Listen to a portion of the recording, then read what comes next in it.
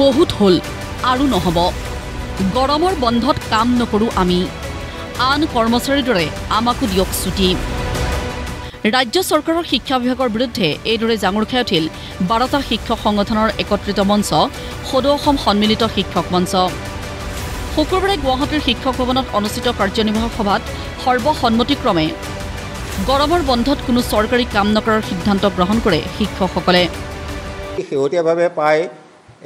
5-6 বছৰ হ'ল শিক্ষা বিভাগৰ পৰা গৰমৰ বন্ধৰ দিনত শিক্ষকসকলক বিভিন্ন ধৰণৰ কেম্প কৰিবলৈ দিয়ে গতিকে এতিয়া আসলতে আমাৰ গৰমৰ বন্ধ যদিও 30 দিন কৈছে আসলতে আমাৰ 15 দিনো নহয়গৈ গতিকে আমি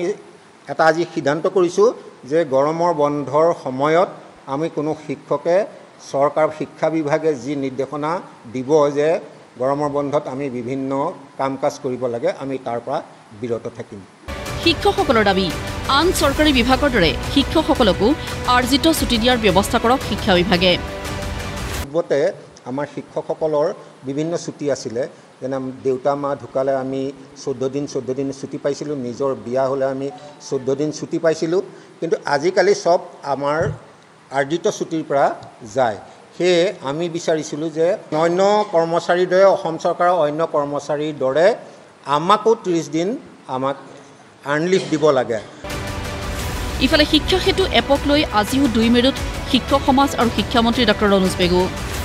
বৃহস্পতিবাৰে শিক্ষামন্ত্ৰী ডক্টৰ পেগুৱে শিক্ষা সেতু এপত কোনো সমস্যা নাই বুলি দাবী কৰাৰ পিছত শুক্ৰবাৰে উভতি ধৰিলে শিক্ষক সংগঠনসমূহৰ প্ৰতিনিধিয়ে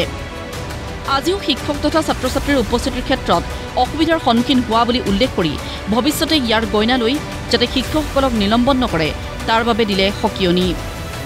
আমি এটা কথা জনাই থওঁ যে এপছ আৰু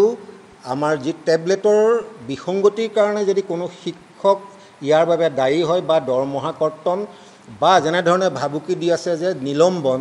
এইবিলাকত যদি কাৰ্য তেখেতসকলে লিপ্ত হয় বা চৰকাৰে লয় তেতিয়াহ'লে আমি সেই শিক্ষকসকলৰ পিছত মঞ্চই থিয় হৈ মাত দিম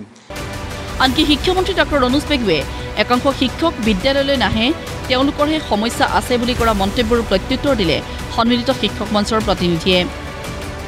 যে আমাৰ এই শিক্ষক সংগঠনৰ যিসকল নেতা কিন্তু নিয়মিতভাৱে আমি শিক্ষা সেতু এপছৰ জৰিয়তে আমাৰ এটেণ্ডেঞ্চ দি আছোঁ গতিকে আমি এইটোত কেতিয়াও অসহযোগ কৰা নাইকি আমি বৰঞ্চ আৰম্ভণিৰ পৰা আমি এইটো সমৰ্থনহে কৰি আহিছোঁ গতিকে এইটো তেখেতে যিটো কথা কৈছে যে 15% এই শিক্ষক সংগঠনৰ নেতাসকল আছে এইটো আসলতে তেখেতে দায় সাৰিবলৈ কোৱা কথা